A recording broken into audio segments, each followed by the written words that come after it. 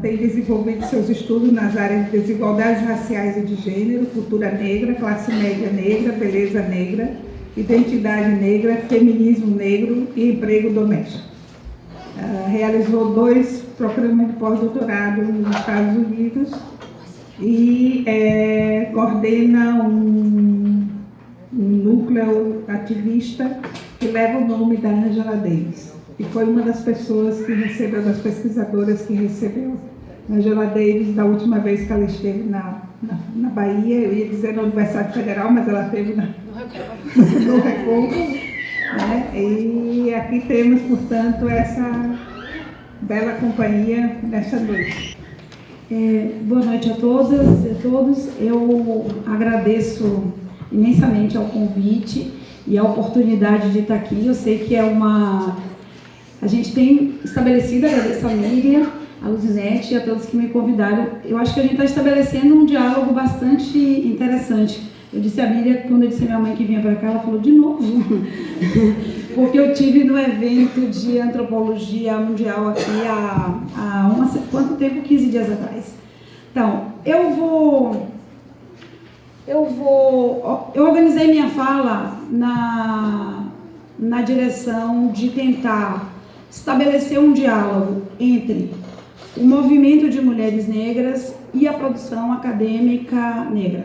Então, eu vou começar, acho que eu tenho várias ambições nessa apresentação.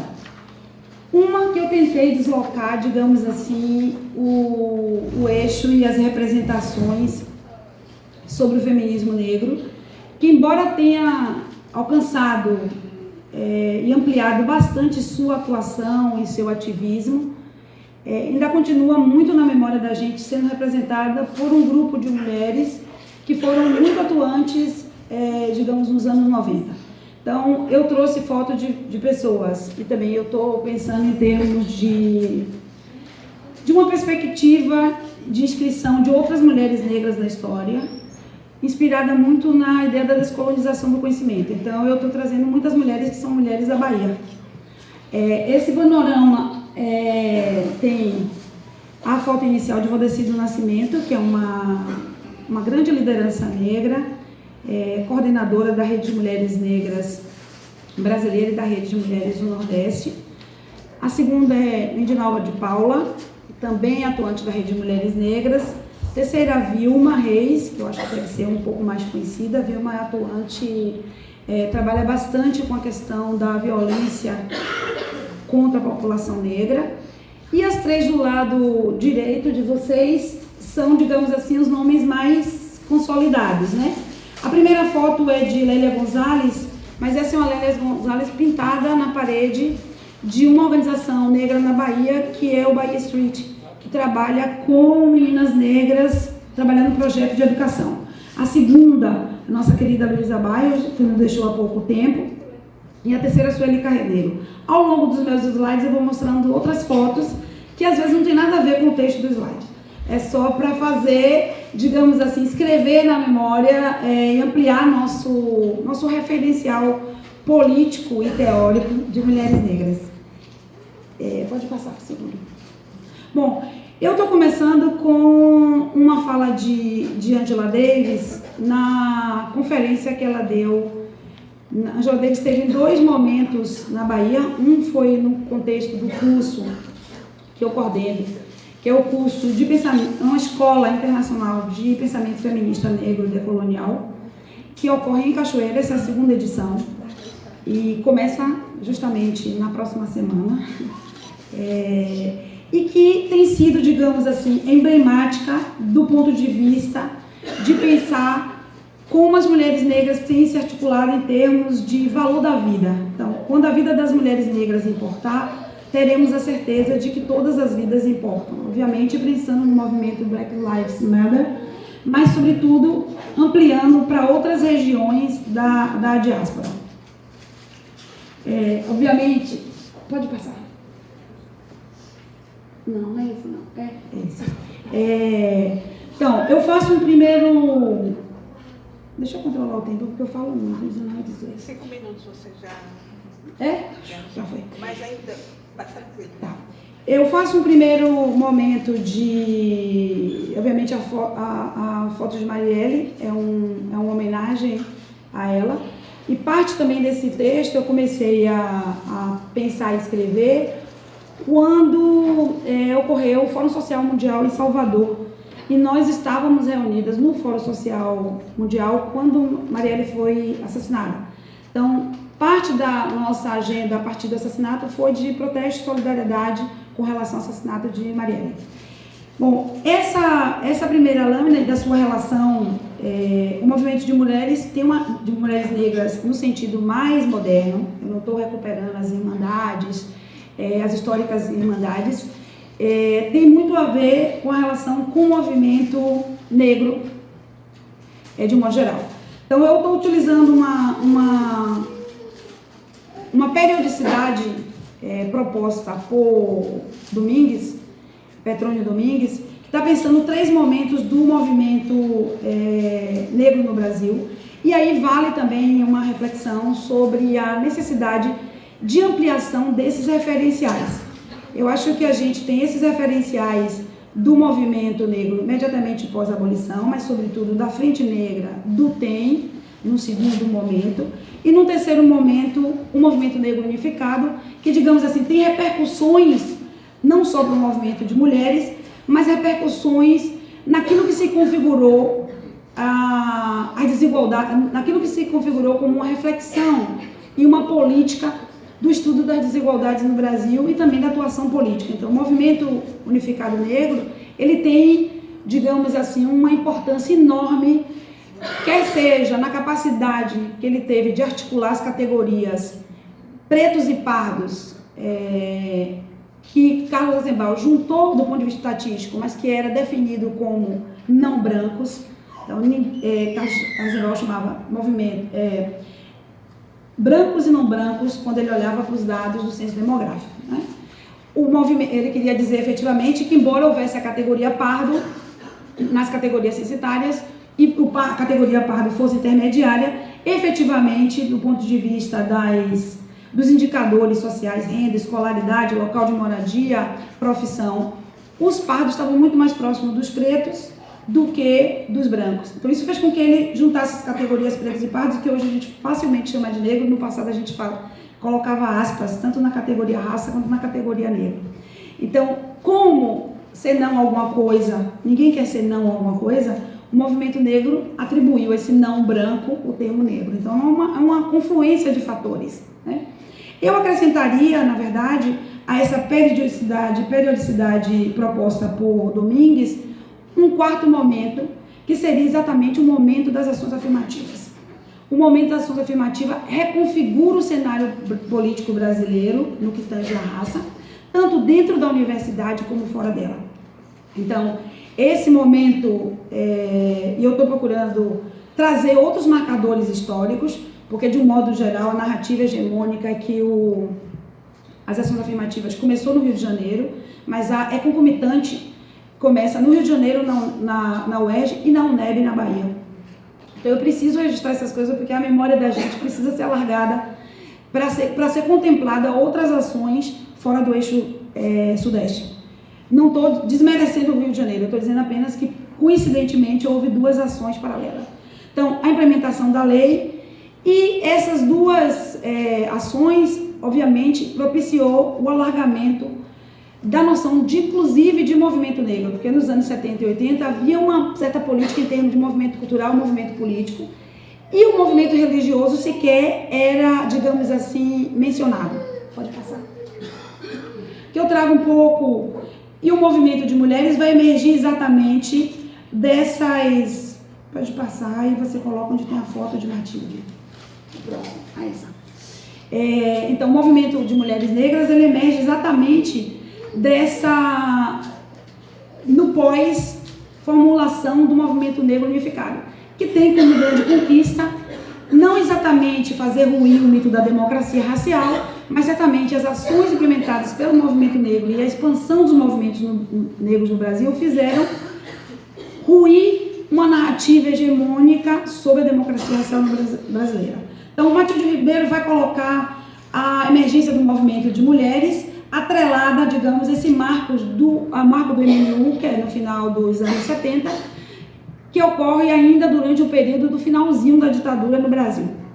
Então ela vai dizer que esse movimento de mulheres, como tal, ele emerge do movimento negro, digamos, articulações e dessa busca de um lugar das mulheres no movimento misto. Então o movimento negro é um movimento misto, e aí as mulheres têm necessidade de um movimento só de mulheres para ter uma autonomia na própria liderança de mulheres. Aí eu não tenho tempo para especificar mais sobre as questões e as demandas existentes no movimento de mulheres e o que fez emergir esse movimento. Matilde Ribeiro, 88 é o primeiro evento, digamos, do Encontro Nacional de Mulheres, depois tem um outro em 95. Então são 30 anos do primeiro movimento de mulheres, organização do movimento de mulheres, e vai haver agora em Goiânia, 30 anos depois do movimento de mulheres. Como eu não tenho muito tempo, então os slides estão passando e eu estou complementando as informações. Pode passar. Essa é a Nayara, uma ativista do Odara, e aqui eu elenco alguns movimentos de mulheres que também na nossa narrativa têm sido consolidados, e trago 2 referenciais que não têm estado presentes nas nossas narrativas sobre o movimento de mulheres.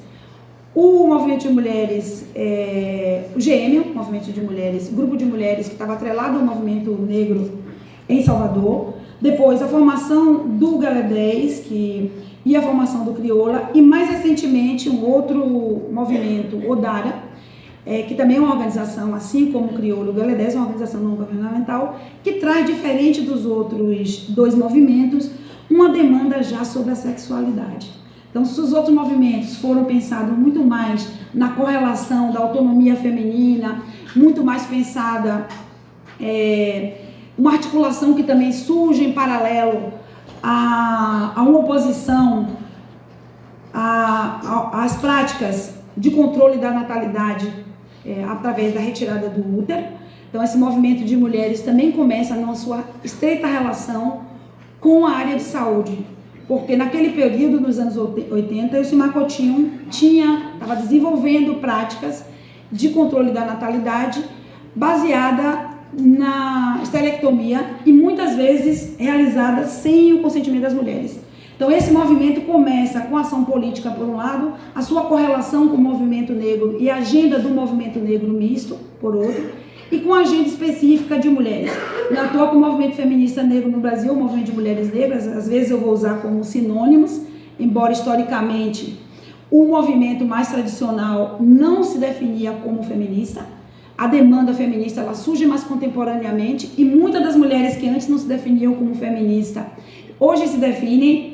Eu acho que Chimamanda, quando fala do sejamos todos feministas, obviamente não é que a gente está obedecendo ela, mas como se tivesse um marco, um registro de dizer que o feminismo está muito mais amplo do que ele foi nos anos 70 e 80, e muitas das mulheres negras, por razões que a gente conhece, não se autodefiniam como feministas.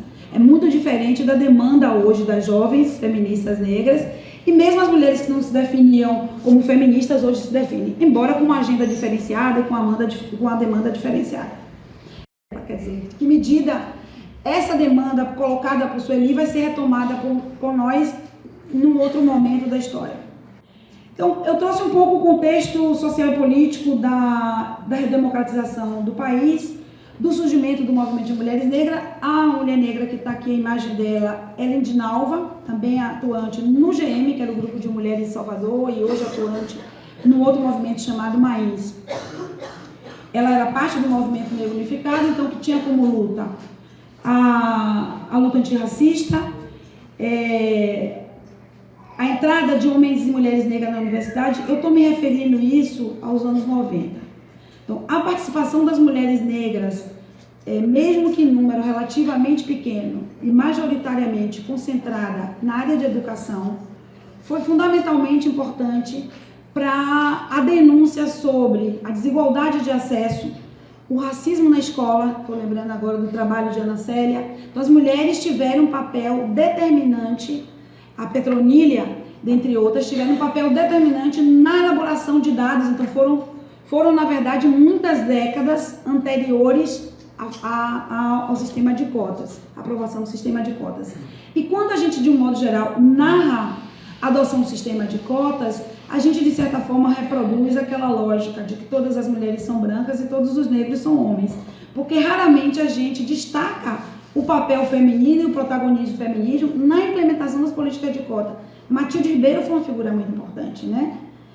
Petronília foi uma pessoa muito importante. E todas as outras que, através de suas teses, dissertações, elaboraram material para denunciar não só a desigualdade de acesso, permanência, mas também como os livros didáticos trabalhavam, digamos assim, com certa estereótipos e caricatura da população negra. Aqui eu acho que o trabalho pioneiro foi de Ana Célia, um trabalho desenvolvido em Salvador, mas que depois tem outros desdobramentos.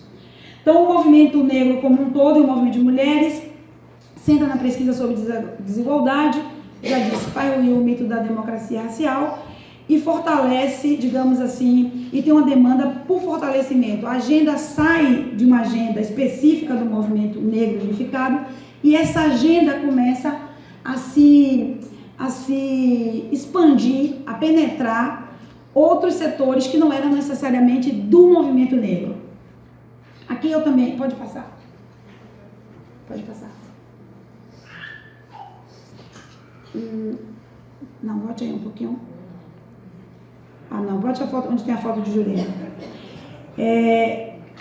Esse movimento negro, de mulheres negras, eu acho que faz uma recuperação das matriarcas do candomblé. Inicialmente, havia uma relação muito direta dos movimentos negros, digamos assim, e com a relação com o próprio marxismo. Então, naquele momento dos anos 70, daí era um momento que as mulheres e as matriarcas e as religiosas não eram recuperadas na narrativa. A narrativa de mulheres guerreiras e o foco na importância das mulheres negras como mantenedora da tradição e a força na religião, ela vai se reconfigurando aos poucos, né? Ela vai sendo retomada. E aí eu tenho algumas hipóteses para isso, não só a relação com o movimento comunista, né, com o marxismo, mas também porque, de certa forma, o candomblé, historicamente, como assinala Rita Segato, não era um espaço, digamos assim, apenas de fortalecimento da identidade negra. O candomblé sempre foi um espaço aberto para brancos e negros, então não era o locus prioritário de uma articulação política que tinha como agenda prioritária o foco no racismo. Então, talvez, eu acho que são várias questões que a gente precisa aprofundar, são leituras, digamos assim, em busca de uma construção de uma narrativa histórica sobre isso. Então, há uma afirmação da religiosidade afro-brasileira e a estética negra entra como um ponto importante. Nada como agora. Nada como a geração que se auto-intitula geração tombamento. Mas havia na época, digamos assim, por influência dos movimentos Black Power, mas também por uma reinvenção da África no Brasil. Os movimentos culturais, como eu disse anteriormente, havia uma distinção entre movimento cultural e político nos anos 80, mas o movimento cultural Ilhaê foi fundamental na proposição de uma estética negra fundamentalmente baseada na estética africana. Cores, trançados, dança, era uma proposta, digamos assim, naquele momento a gente pensava política e cultura como dois âmbitos que não se dialogavam. Agora a gente sabe que política e cultura caminham junto e que estética é política. Mas nos anos 80 a gente não navegava muito bem sobre isso. Então, são várias questões que vão sendo retomadas nessa agenda. Houve também uma explicitação de uma solidariedade negra e a recuperação de uma ancestralidade negra a partir, sobretudo, de uma solidariedade presente na Irmandade. O tema da saúde negra, da saúde da população negra, continua como foco, como é foco até hoje, e desemboca numa área, inclusive, da própria ciências sociais, que é a saúde da população negra. Aí daria tema para várias falas, eu estou pincelando. E aqui, como eu disse anteriormente, a mulher negra vai assumindo, digamos assim, um papel de guerreira. Eu vou pular os dois slides seguintes, porque senão não vai dar tempo. É mais sobre saúde da população negra.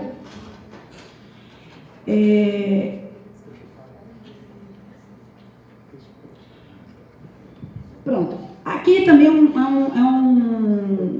é um slide que eu busco retomar uma certa tensão existente, que eu já mencionei anteriormente, entre a autodefinição como feminista, preferindo a auto-intitulação de movimento de mulheres negras. Pode passar.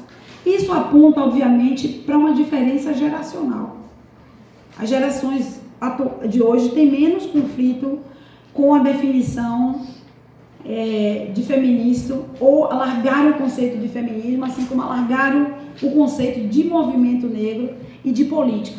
Eu acho que a gente tem conquista significativa no âmbito de pensar, inclusive com um conceito que vai ser muito presente nas análises sobre o feminismo negro, que é de interseccionalidade. Então, a gente não está só interseccionando gênero e raça, mas está interseccionando política e cultura. Então, é um alargamento, digamos, de vários, uma proposição de vários conceitos. Em discussões anteriores, mas também provocada por discussões no texto que eu apresentei aqui no Encontro de Antropologia Mundial, nós pensamos sobre uma estratégia, digamos assim como as revistas feministas assumiram uma estratégia de visibilizar a produção feminina, nós estamos com a proposta de também dar visibilidade à produção intelectual negra. Então, de um modo geral, a produção intelectual negra, os autores sempre anunciam sua posicionalidade ou seu lugar de fala a partir da condição étnico-racial. Só que aí, quando você vai para a bibliografia, ou quando daqui a 10 anos, daqui a 20 anos, daqui a 5 anos, a gente não vai ler a tese. A gente vai... Como é que a gente vai identificar? Então, inspirada nas estratégias feministas de colocar o nome completo, a gente está assumindo o grifo black ou negro no sobrenome, como uma proposta de enfatizar que aquela produção é de uma pessoa negra, sem, digamos, obviamente, como eu estou falando tanto de alargamento, alargar as regras da BNT. Então vamos propor, eu tentei fazer o slide todo assim, focando, botando em negrito, quando a autora ou o autor é um autor negro. Só para pensar nas conquistas efetivas feitas pelas revistas feministas ao colocar o nome e o sobrenome para não masculinizar a contribuição das mulheres. Aqui tem, pode passar essas duas contribuições, são contribuições de Jurema Werneck, que é, volte um pouquinho, as contribuições de Jurema Werneck acerca de uma definição sobre a categoria de movimentos mulheres e sobre uma demanda inicial que era o foco na raça. Então, o movimento de mulheres tinha inicialmente um foco na desigualdade racial, no sentido de que ela dizia, o que nos une é a desigualdade racial. Posteriormente, obviamente, vai sendo alargado ou vai sendo complexificado para entender a desigualdade de gênero nas relações internas ao movimento, mas também nas relações sociais de uma forma mais ampla. Pode pular os dois slides seguintes. Bote aspectos do feminismo negro. Então, os aspectos importantes eu elenquei e é uma leitura minha. Então, está elencado, está aberto para novas inclusões. Defesa à vida, porque é muito interessante quando a gente pensa sobre o movimento feminista negro, questões relativas ao patriarcado, depois eu vou falar um pouco, se houver tempo, mas digamos uma agenda feminista que começa e que tem como pauta prioritária a defesa à vida.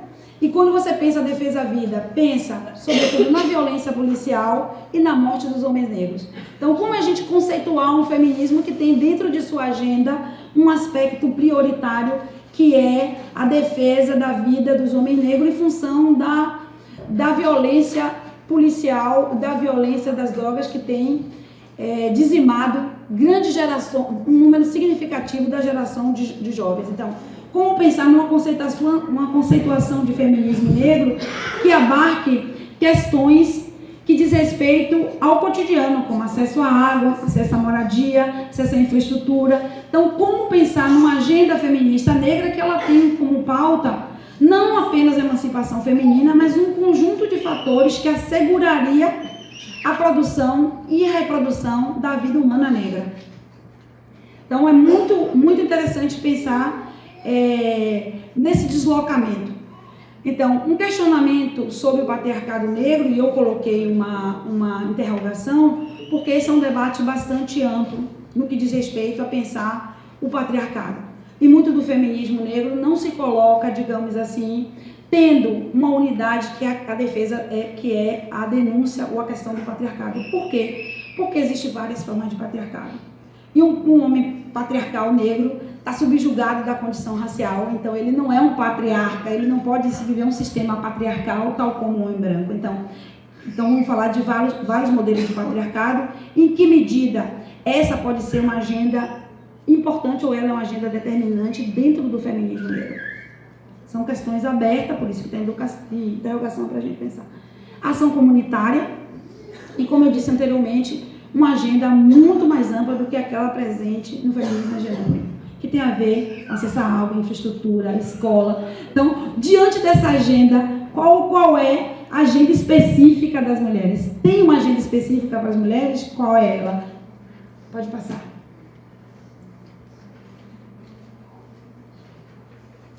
Bom, eu fiz dois momentos, eu busquei fazer 2 momentos da minha fala. Um primeiro momento tratando mais da ação do movimento de mulheres, do movimento feminista negro, e no segundo momento pensar mais, digamos, na correlação com as pesquisas acadêmicas. Então, fazer um histórico, assim como a gente faz com relação, quem estuda a questão da desigualdade racial sabe que a gente tem alguns marcos, né? Os anos 30, a democracia racial a partir das obras do trabalho de Gilberto Freire. Anos 50, pesquisa Unesco. Anos 70, os trabalhos de Carlos Rasenbaum, mas também a redemocratização do país e a emergência do movimento negro. Eu busquei trabalhar nessa periodicidade, pensando nas pesquisas acadêmicas no que diz respeito às mulheres negras. Então, um primeiro momento de invisibilidade absoluta. Na verdade, as mulheres negras eram vistas apenas na sua capacidade reprodutiva, sobretudo no que diz respeito à possibilidade de clareamento da população brasileira e também de uma certa, como válvula e como elemento importante da miscigenação. Não existiria miscigenação racial se não tivesse as mulheres negras indígenas. A gente sabe que o padrão de miscigenação colonial é do homem do colonizador com mulheres negras indígenas. Então havia certa invisibilização e certa omissão no que diz respeito a uma série de atividades empreendidas pelas mulheres negras. É claro que a entrada de mulheres negras historiadoras começa a revelar, digamos, parcela significativa dessa história esquecida. Um segundo momento pensado a partir da importância das mulheres negras na religião. Então, a religião vai ser o foco. Estou pensando em Arthur Ramos e todas as pesquisas feitas sobre religiosidade negra. Naquele momento, a agenda perguntava sobre a preservação da cultura e resquício de africanismos na religião. E aí eu acho que é importante destacar o trabalho de Ruth Landes, que, embora não sendo negra, teve um papel determinante na formulação e na recuperação de um protagonismo negro dentro da religião. Então, Ruth Landes queria entender como há um matriarcado negro numa religiosidade dentro de uma sociedade patriarcal, né?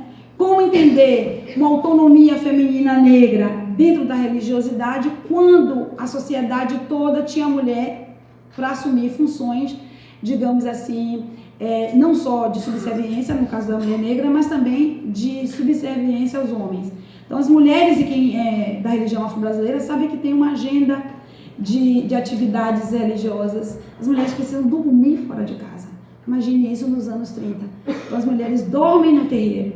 Então, muitas das mulheres optavam, inclusive, por não ter maridos, porque ter maridos naquele momento era entrar em conflito com outras regras e outros padrões dentro do terreiro. Ruth Landes tem um trabalho muito interessante, não só sobre a pesquisa, sobre a presença do autor no texto, sobre uma sexualidade feminina. Então, por isso que eu trouxe ela como um marco importante para destacar não mais aquele lugar da religião como preservação e a busca de resquício de africanismo dentro da cultura negra, mas ela traz o foco no que hoje traduzindo chamariam de empoderamento feminino, né? Ou protagonismo feminino negro. Um terceiro momento que seria, isso eu estou falando dos anos 30, um terceiro momento eu trouxe como marco o trabalho de Giacomini, mas que já é um trabalho que subverte, esse terceiro momento, que subverte a invisibilidade, então o trabalho de Jacomine, a mulher escrava, e ela está pensando então sobre várias questões, inclusive muito pensando sobre sexualidade. Então, diluindo o mito de que a mestiçagem se dava, digamos assim, com a cumplicidade, com o silêncio e com a aceitação da nossa narrativa sobre a miscigenação no Brasil. E um quarto momento que seria, então, a partir dessa pesquisa de Jacomine, tem várias pesquisas, outras que vão trabalhar a família negra, vão pensar as mulheres negras para além, porque a nossa narrativa sobre miscigenação traz a mulher negra dentro do espaço, a escrava dentro do espaço doméstico. A gente tinha poucos trabalhos sobre a lavoura açucareira, né? Aquilo que Angela Davis chama a atenção, dizendo as mulheres escravas eram sobretudo trabalhadoras.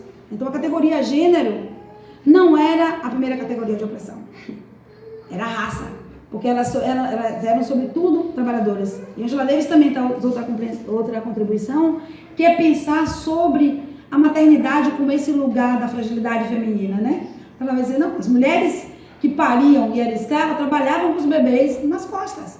Elas eram quando eram reprimidas e chicoteadas, eram chicoteadas também amamentando. Então, todo um processo que reconstrói, e isso é uma contribuição negra, feminina negra, no sentido daquilo que a gente vem trabalhando no feminismo, que é ponto de vista. Então, uma leitura, digamos, a partir de um ponto de vista feminino, que traz para a pauta da história e desloca esse lugar da mulher, da escrava, na Casa Grande. A nossa historiografia foi muito eficaz em construir, digamos, a narrativa sobre a benevolência do colonizador português. Omitimos a senzala, omitimos a lavoura e focamos na benevolência da Casa Grande. Então, essa benevolência, e aí Rita Segato tem uma contribuição ímpar no texto édipo brasileiro, que é de mostrar como a narrativa sobre a benevolência portuguesa tinha na figura das amas de leite, né, um papel determinante, porque eram aquelas mulheres bem vestidas, que seguravam a criança no colo. E Lélia Gonzalez vai trabalhar... Lélia Gonzalez, na verdade, é anterior a Rita Segato. Se tiver tempo, eu quero trabalhar um pouquinho só o texto de Lélia Gonzalez. Então, Lélia vai dizer, não, a criança só ficava parada para tirar foto porque ela estava acostumada com o CC, o cheiro de corpo das amas de leite. Então, toda uma reconstrução da narrativa histórica que vai nas entrelinhas do mito da democracia, focando na experiência feminina na escravidão. E um quarto momento, que eu considero, então, esse momento, a partir de 2002, com as cotas, que é um momento significativo de pesquisa sobre, desenvolvida por mulheres, pensando o ativismo de mulheres negras, o feminismo negro, mas também recuperando memórias, ancestralidades, de avós, e de mulheres negras importantes em suas cidades. Então, há uma busca, digamos, de uma contribuição a essa narrativa hegemônica, a partir daquilo que a história chama da perspectiva micro da história, da microhistória, a partir das mulheres negras. Eu fiz muita coisa para pouco tempo. Pode passar o outro. Essa contribuição de Ruth eu já passei. Essa é a foto de Lélia. Em seguida pode passar a expressão, eu quero ler isso. O lixo vai falar em uma boa. Esse é um epígrafe do texto Racismo e Sexismo na Cultura Brasileira, e que eu acho que Lélia está entre a geração de 80, mas Lélia é provavelmente a das autoras feministas negras mais recuperada e que tem uma contribuição muito importante do ponto de vista não só de uma antecipação desse intercruzamento das categorias gênero e raça, mas também de repensar a nação. Então, Lélia faz um movimento muito interessante que é de, a partir de uma perspectiva feminista, repensar a sociedade brasileira. Então, ela diz, o lixo vai falar, e numa boa. O risco que assumimos aqui é do ato de falar com todas as implicações. Exatamente porque temos sido falados, infantilizados entre aspas, ela coloca, infância é aquele que não tem fala própria. É a criança que se fala na terceira pessoa, porque falada pelos adultos.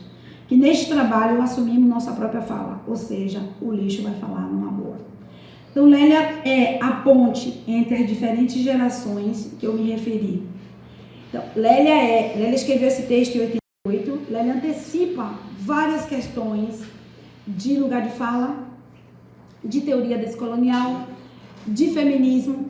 O texto de Lélia, Racismo e Sexismo, é um texto curto, mas de uma riqueza teórica infinita. E eu acho que essa epígrafe que abre o Racismo e Sexismo é significativa do que a gente está vivenciando, digamos, nessa nova geração. O texto fala de 3 imagens da mulher negra, a ama de leite, que eu já falei um pouco. Pode passar a ama de leite. Que é essa figura importante para a manutenção da família patriarcal. Mas ela diz que a ama de leite foi durante muito tempo vista como uma traidora. E ela vai recuperar a ideia de que a ama de leite não é traidora e que de algum modo se conecta com o que Patrícia Hill Collins chama de outside within. Quer dizer, um dentro fora. Ela está dentro da Casa Grande, mas ela não é exatamente um membro da Casa Grande.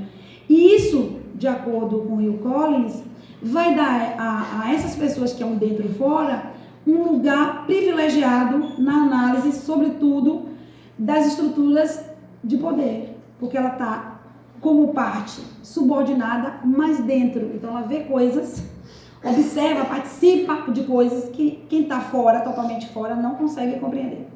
A outra figura emblemática que Lélia utiliza, faltou o UOL, pode passar, é da mulata. A mulata, que não é só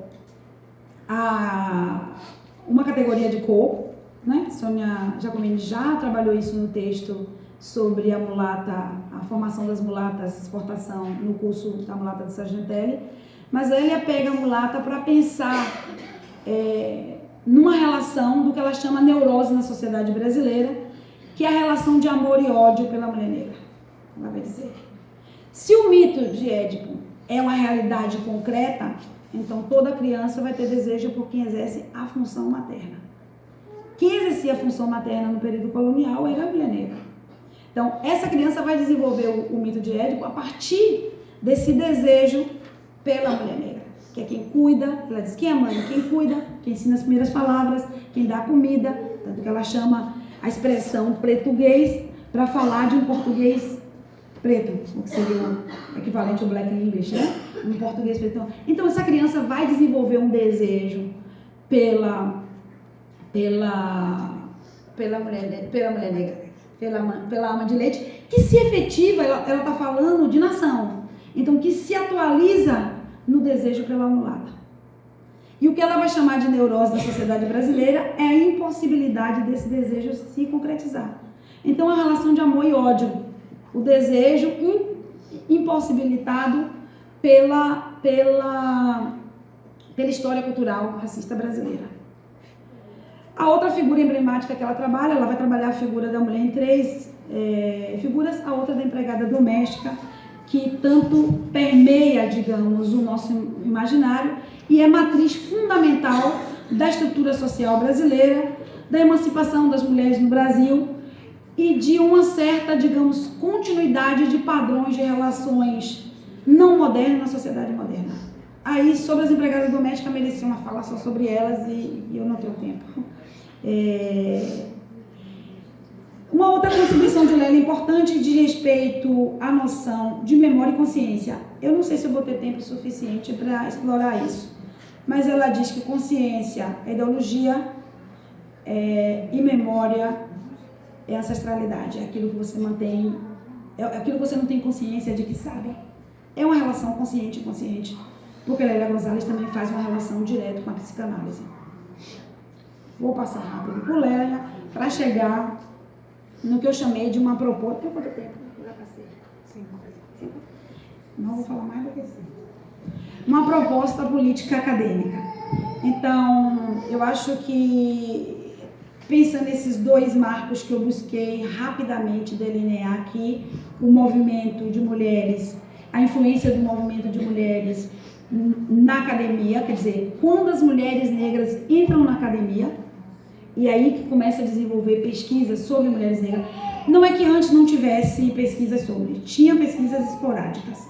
Não havia, digamos, um campo instituído sobre gênero e raça como se tem hoje ou sobre feminismo negro. Isso é resultado da atuação, da presença de mulheres negras na academia, que vem junto com ações, vem junto com as ações afirmativas, mas vem junto com a política do Partido dos Trabalhadores de expansão das universidades públicas. Então, é essa expansão que dá, essa expansão das universidades públicas, sobretudo aquelas que estão fora do centro na geopolítica do conhecimento, que vai oferecer lugares para que essas professoras negras entrem.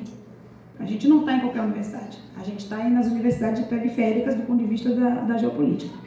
Mas tudo bem, esse lugar é ótimo. É ótimo porque a gente tem mais autonomia na periferia, né? O Lixo vai falar, utilizando a metáfora de Lélia. Então, essa proposta política acadêmica, que é o que a gente vê emergir hoje, eu acho que tem busca-se um entrelaçamento entre opressão micro e macro. Então, ao mesmo tempo que se está falando de uma coisa micro, está se buscando esse diálogo com as desigualdades, as denúncias, o ativismo nas ruas. Uma relação, então, uma relação entre pensamento e prática política, que é uma característica já do feminismo, então muitas questões são próximas. Uma autonomia e autogestão, então se busca como uma proposta política e acadêmica essa busca de uma autonomia. O descentramento da escrita como a única forma de produção acadêmica. Então, eu acho que isso resulta de uma tradição oral da cultura negra, eu acho que resulta de uma criatividade, aí a gente vai para o âmbito da cultura, e resulta, digamos assim, de certo engessamento da academia. Então, até hoje a gente só pode finalizar os cursos com, pelo menos na área de ciências sociais, a maioria, com dissertações de mestrado, não é nem artigos, né? Muito menos filmes ou exposições. Quer dizer, a gente ainda tem, mesmo que o campo da antropologia visual seja um campo autônomo e legítimo dentro da antropologia, a gente não consegue dialogar com outras formas de produção acadêmica. Então, essa nova geração tensiona. Tensiona porque a gente, porque a maioria de nós está querendo incluir outras formas de narrativas, outras formas de produção do conhecimento. E baseado também de uma tradição oral negra, histórica, né? Então, eu coloquei autopesquisa e liberdade epistemológica como caminhos. Então, muitas pessoas buscam hoje temas de pesquisas muito próximos a si. E não é apenas falando de posicionalidade e lugar de fala. É a busca de pesquisas como se tivéssemos uma necessidade de contar aquilo que não foi contado. Então, se eu vou contar o que não foi contado, eu preciso contar de mim. Então, é uma recusa à macrohistória, é uma recusa, e eu busquei elencar isso de uma forma, com pontos apenas, mas para serem desenvolvidos, uma recusa, de certa forma, a processos demasiadamente abstratos. A gente pode falar do concreto. O conceito de experiência, nesse sentido, é determinante. Então, essas abstrações estatísticas, sabemos que é importante, mas como movimento, digamos assim, dentro da academia, a gente tem recusado. A gente tem optado mais por o uso da metodologia qualitativa e menos quantitativa. Falar de realidades mais próximas. É muito comum que professoras queiram falar da escola, que enfermeiras queiram falar dos hospitais, do atendimento, do racismo no atendimento. Então, assim, é uma busca de contar histórias muito próximas.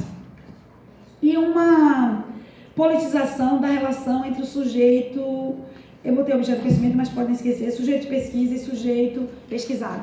Quer dizer, essa busca de um estreitamento dessa relação que daria... Pule o slide seguinte, depois a gente volta, vá para o outro. E aí eu vou continuar. O slide 29, aliás. Então, essa busca dessa história próxima, essa busca de referenciais não eurocentrados, essa busca de referenciais próximos, né? aquela coisa de uma história que me faça sentido. Eu tenho que me sentir um pouco representada. E aqui não vai uma valoração em termos de bom ou ruim, o impacto disso. Eu estou caracterizando o campo. É isso. O que a gente vai fazer como desdobramento futuro? Só o futuro saberá. Então, eu coloquei esse slide, Carolina Maria Jesus, porque falando da arma, da escrita como uma arma, porque depois eu vou recuperar a Carolina naquilo que eu acho que tem sido as metodologias possíveis. Então, Carolina diz, eu não tenho força física, mas as minhas palavras ferem mais do que espada. E as feridas são inicicatrizáveis. Maria Carolina Jesus no Quarto de Despejo, né? Que foi um livro traduzido em inúmeras línguas. E depois Carolina morre no esquecimento. Então, para pensar Carolina, eu fiz uma relação com a metodologia de pesquisa que tem sido inspirada no feminismo, principalmente no feminismo negro e na teoria decolonial. Então, há um pluralismo teórico, não é só uma vertente teórica, há um pluralismo teórico e metodológico. Então, Maria Carolina, quem lê o livro, lembra que Maria Carolina usava a ameaça, vou botar seu nome no meu livro, como uma ameaça efetiva. Então, eu acho que é uma metodologia de denúncia. Então, as pesquisas têm assumido essa metodologia de denúncia. Vou botar seu nome no meu livro, tem sido um modo, digamos assim, de pressão com relação ao sexismo, ao racismo, vivenciado dentro e fora do espaço universitário. A gente sabe que as pessoas que foram contra as cotas e que são ainda contra as cotas não escrevem mais contra as cotas, porque os números já mostrou o impacto das cotas, mas o boicote é cotidiano. O boicote é cotidiano, a desvalorização, uma série de práticas que desvaloriza a contribuição intelectual negra. Então, vou botar meu nome no seu livro, diz respeito à ameaça, sobretudo aos colegas e os pares, de que haverá uma denúncia elaborada de forma teórica, mas também fora da academia. Então, é uma escrita que é uma denúncia, uma escrita que tem uma ética política de busca de combate à desigualdade. O Lixo vai falar numa boa, é a linguagem que tem sido utilizada, então uma linguagem que reflete essa consciência política, uma linguagem que reflete o interesse da temática, uma escrita de si e uma escrita mais próxima de si.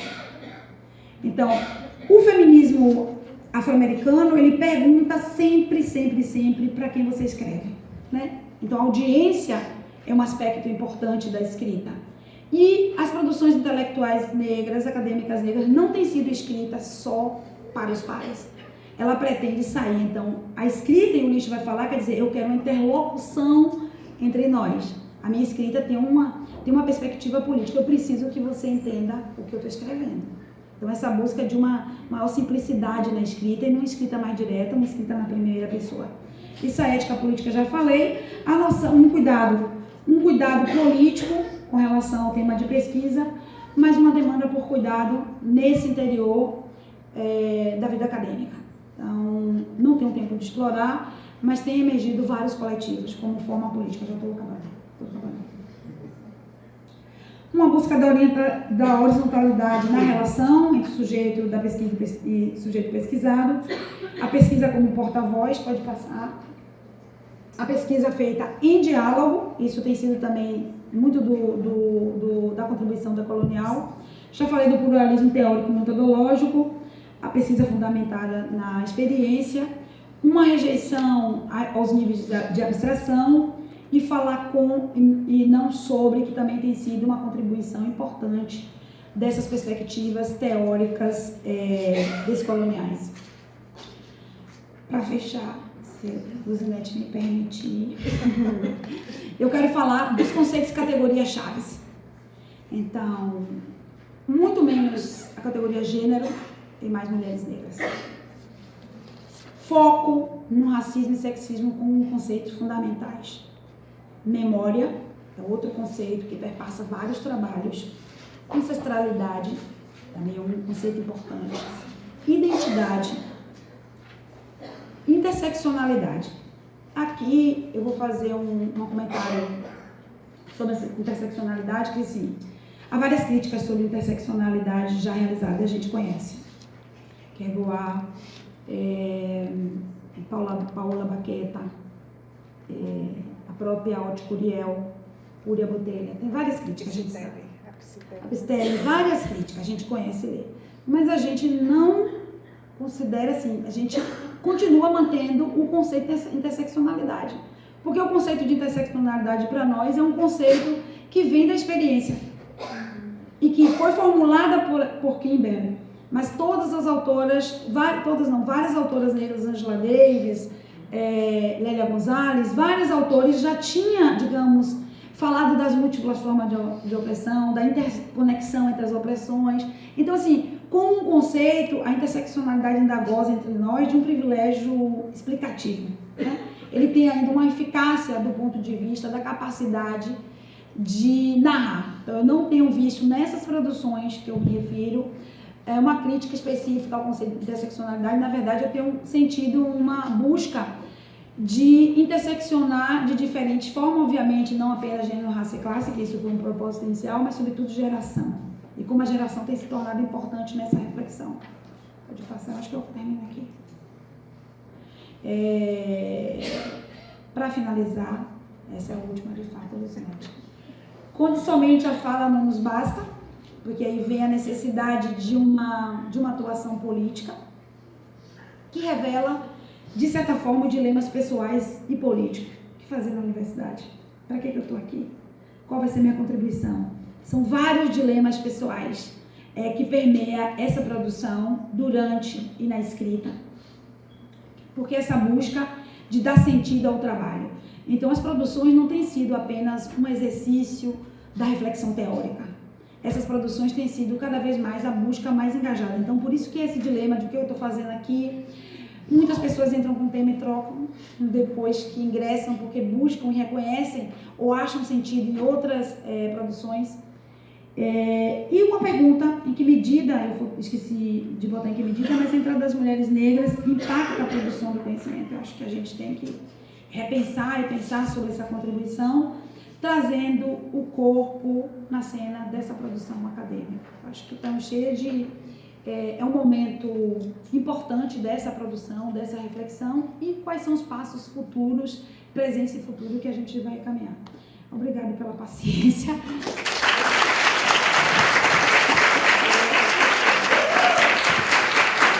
Bom, os comentários são, primeiro, que,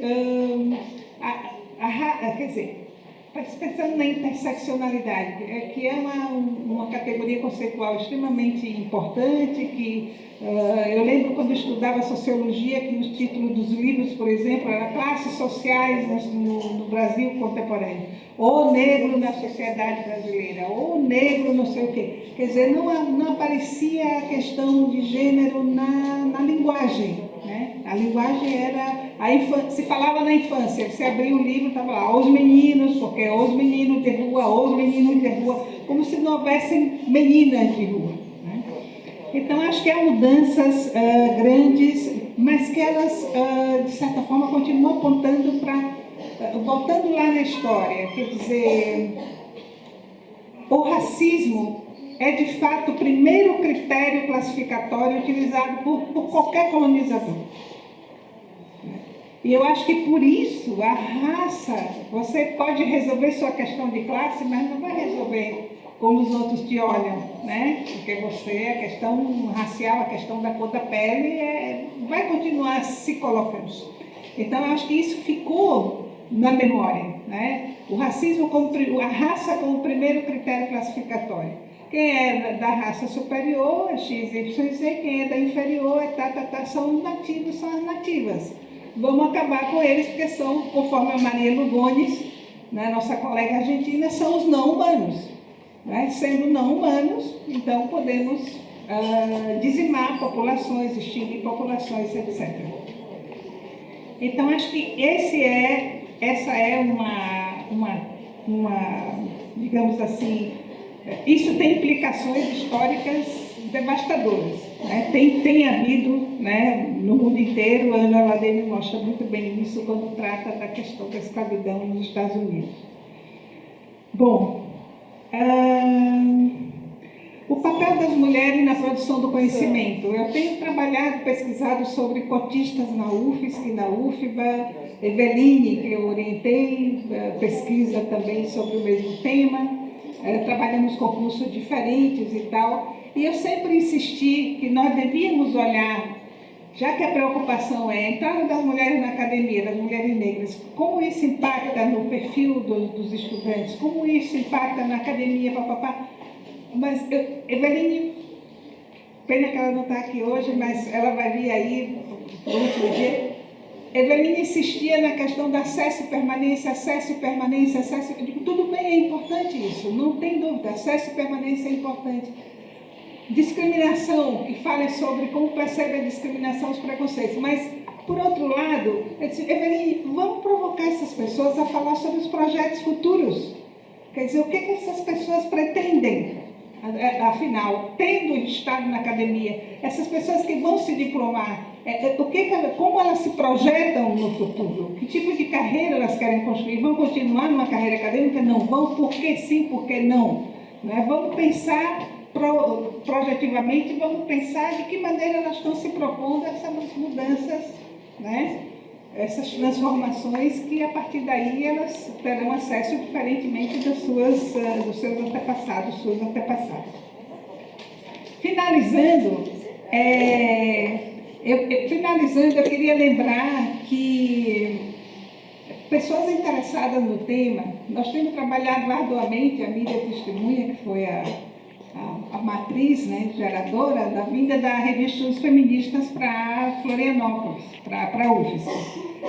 E eu tenho rastreado a produção, como que a REF tem acompanhado a produção sobre mulheres negras, feitas por mulheres negras ou não, mas majoritariamente por mulheres negras, até porque os dossiês foram propostos por mulheres negras, os dossiês que nós publicamos. Então, só entre 2009 e 1995, quer dizer, 14 anos, são 5 dossiês sobre mulheres negras, propostos por Matilde Ribeiro, propostos por Luísa Bairros, propostos pela Matilde com a Flávia Piovesan, propostos por Aline Bonetti e Ana Carolina, Aline da influência de ter estado na Federal da Bahia por muito tempo, ou por algum tempo.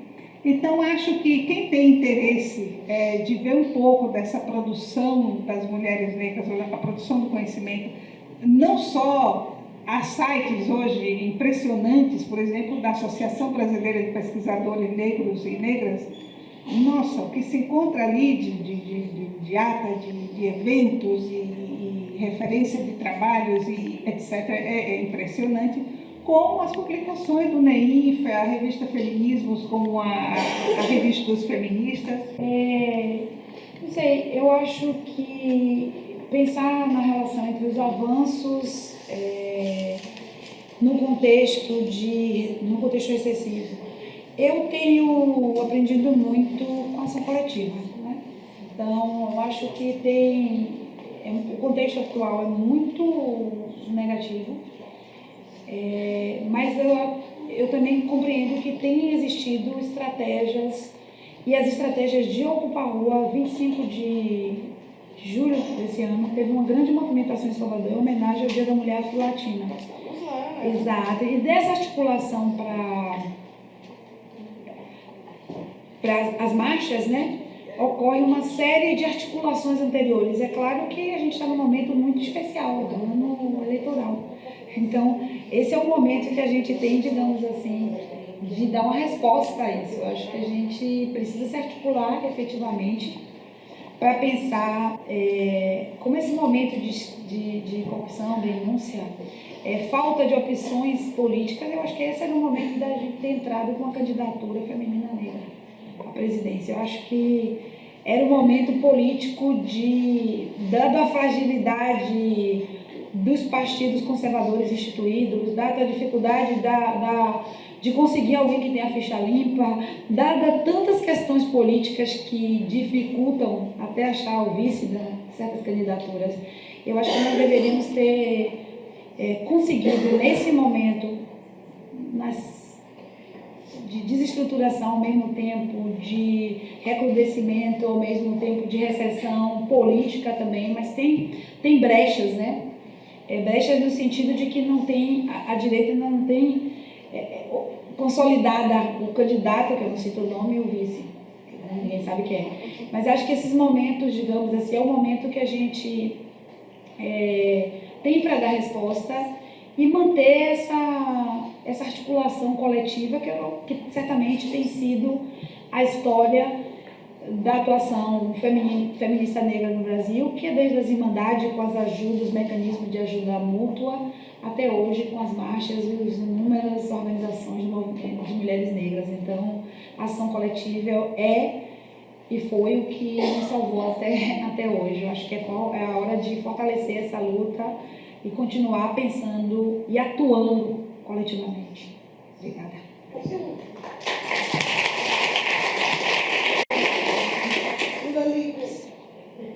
Posso fazer uma pergunta para você? Sim. Pode ser. Não, achei sensacional, assim, tudo, né? Mas essa sua última fala me acendeu uma fagulha, assim, que eu realmente tinha me perguntado, né? Poxa, porque a Sônia Guajajara é de vice? O PT tem, o PSOL também, né? Mas o PT tem quadros de mulheres negras fantásticas, assim, a senadora Regina, eu sempre esqueço sobre o nome dela, que é uma senadora, a Fátima Bezerra, a Regina, que é a senadora pelo Piauí, a Benedita da Silva. E aí, você falando isso me fez pensar assim, será que... e são mulheres totalmente capacitadas para encarar a disputa, a campanha, e os debates e toda a batalha que é isso, né? E aí você falou e eu fiquei, se elas estão lá, será que o fato delas não serem alçadas para ocupar esse lugar, que no momento que elas são tão importantes, necessárias, elas são necessárias sempre, mas assim, elas são... Faria todo sentido que elas estivessem lá agora. Será que o fato delas não estarem lá também reflete aquele velho machismo das esquerdas e partidário? Porque me parece assim, ouvindo, por exemplo, a Sônia Guajajara falar, me parece assim, uau, ela é tão articulada ou mais do que o Boulos. Ela tem uma capacidade de dialogar, não querendo menosprezar o Boulos, mas é porque ela é fantástica mesmo, muito. Ela tem uma capacidade de dialogar com o público por meios de identificação e de representatividade muito maior do que o Boulos. E aí, por que ela não é a cabeça de chapa? E aí eu só consigo pensar machismo, né, o machismo estrutural e o racismo estrutural das esquerdas, que também está presente nas esquerdas. Não sei, faz sentido? Eu disse que como estratégia, sabe aquela coisa quando eu tinha pesquisa de intenção de voto? Falei, se alguém me perguntar, eu vou dizer, vou votar em Benedita da Silva. Sim, mas eu não tenho, não importa. Importa, lance o nome e pronto. Então, assim, como estratégia. Então, eu acho que, é claro que isso revela o racismo e o sexismo da esquerda. Quer dizer, a questão da esquerda, o racismo e o sexismo não é resolvido pelo partido de esquerda. E agora, nesse momento, a gente vê se reproduzir essa lógica novamente, né? Sempre as mulheres negras atuando na base, né? Jamais indicada para assumir um cargo de chefia e comando. E que eu acho que esse é o momento de lançamento, sabe? De ocupar esse espaço, independente do que vier como resultado, mas é hora de ocupar esse espaço pensando numa representatividade mesmo nacional. Acho que é hora de a gente ir para a luta e conseguir conquistar esse espaço e subverter essa lógica, né, de que somos boas sempre para atuar nas bases, para fazer o código de associação de bairro, para estar nas bases e nunca assumindo uma posição de comando dentro do próprio partido. Então, os partidos reproduzem efetivamente essa lógica em diferentes âmbitos. Esse a gente está falando nacional, mas em cada estado a gente vai reproduzir essa lógica, mais uma vez, de que as mulheres vão sempre ficar como vice, as mulheres negras nunca são indicadas para um cargo de cabeça de chapa. Né? É isso. É o modo como a gente representa o corpo negro, as mulheres negras, a capacidade e competência das mulheres negras.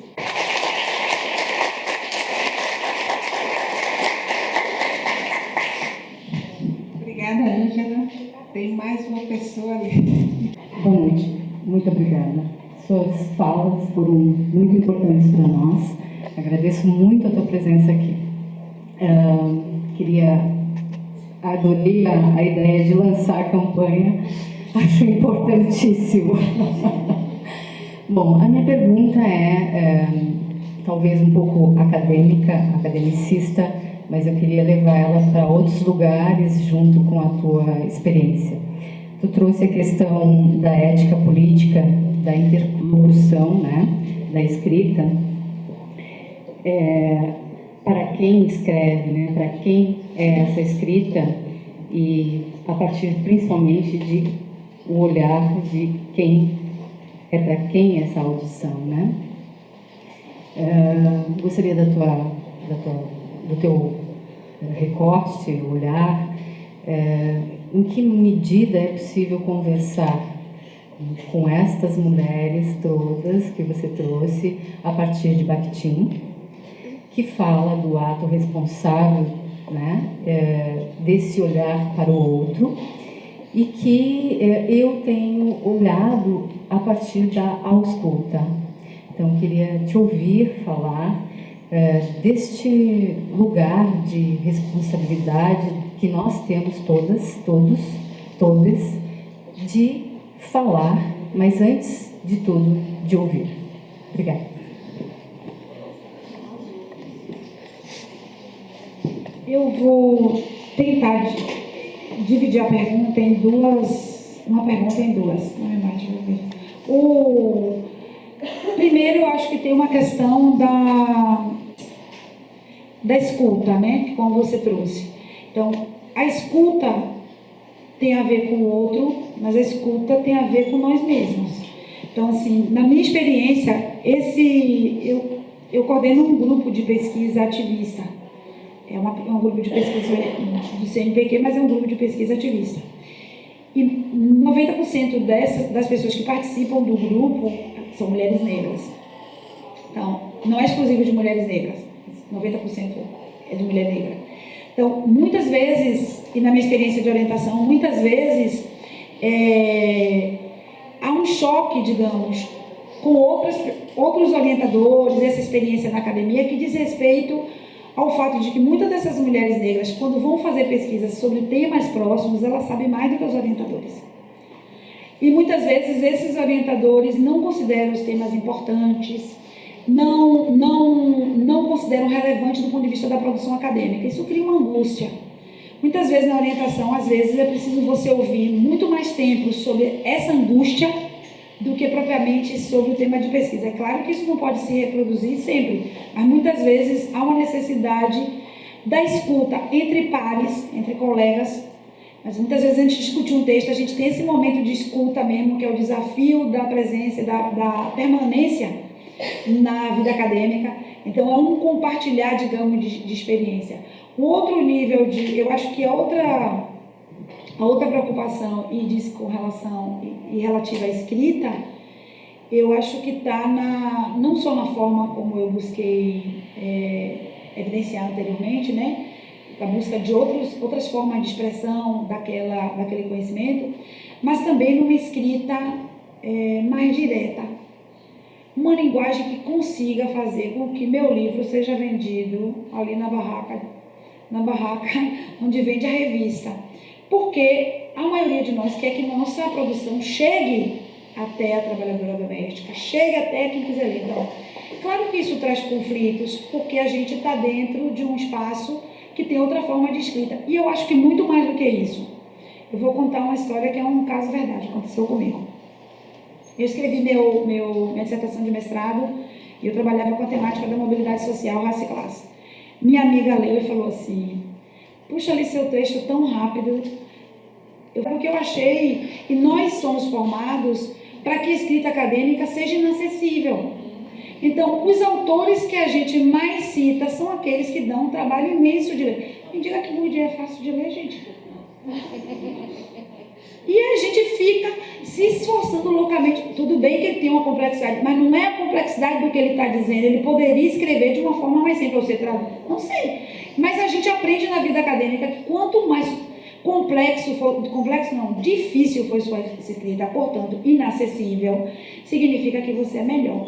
Porque a gente lembra mais do que escreve difícil, que a gente passa dias para compreender, horas para ler um parágrafo muito do mal escrito, com pouca objetividade, e a gente é criado nessa cultura de que a escrita acadêmica tem que, a legitimidade dela está no fato dela ser inacessível para quem está fora da academia.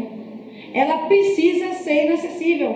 Então a gente aprende isso de tal forma que é muito difícil para nós pensar como dialogar ou como construir uma escrita que o outro consiga entender. Então, quando minha amiga falou isso tem muitos anos.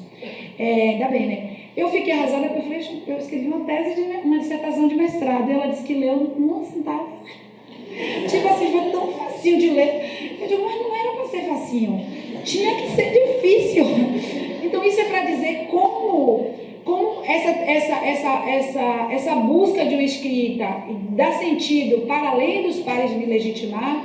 Não estou dizendo com isso que não há que dialogar com os autores, não há que dialogar com conceitos, não há que ter metodologia, porque estamos dentro da academia e a gente está produzindo conhecimento acadêmico. Agora, a forma com que eu expresso esse conhecimento acadêmico tem a ver com quem eu quero, para quem eu estou focando. Então, de onde vem a legitimidade? É claro que quando a gente está em certos momentos da trajetória acadêmica, quando é mestrado e doutorado que a gente tem uma banca, muitas vezes a gente tem que corresponder de uma forma mais estreita àqueles padrões. Mas depois que a gente recebe o título de doutor, que ganha autonomia e independência, a gente pode ter a escrita que a gente quiser, porque a gente pode dialogar e dar sentido à nossa pesquisa para a pessoa que muitas vezes forneceu as respostas às nossas questões e que não consegue entender o resultado do que a pessoa disse. Então a pessoa responde para a gente traduz o que disse de uma forma inalcançável ou inacessível, e a pessoa que vai ler não compreende aquilo que resultou da própria experiência dela. Então isso é um paradoxo. Então como é que a gente vai resolver isso? Eu acho que são caminhos e busca de uma reflexão e autorreflexão, e eu acho que essa geração tem caminhado nessa direção. Eu estou falando de alunos negros e negras, mas mulheres que estão dentro da academia, outros que estão dentro da academia, todos nós que fomos excluídos da academia, estamos procurando fazer uma relação em que o que eu escrevo seja acessível para a pessoa com que eu obtive as informações, porque senão qual é o sentido da nossa escrita?